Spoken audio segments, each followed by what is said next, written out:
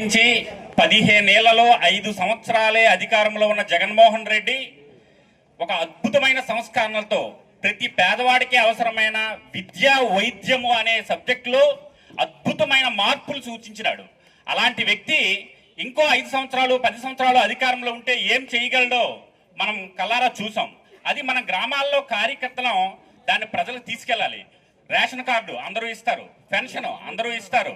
ఇవి అందరూ ఇవ్వగలిగేవే. ఏ ప్రభుత్వం ఉన్నా పెన్షన్, రేషన్ కార్డు, ఇంకోటి అనేవి చేస్తారు, సహజంగా జరిగేవే. కానీ ఎవరైతే నిజమైన పేదలు ఉన్నారో వాళ్ళకి అవసరమైన విద్యా వైద్యను, ఈ విద్యా వైద్యాన్ని గ్రామ స్థాయిలో ఇప్పుడు మనం చూసాం.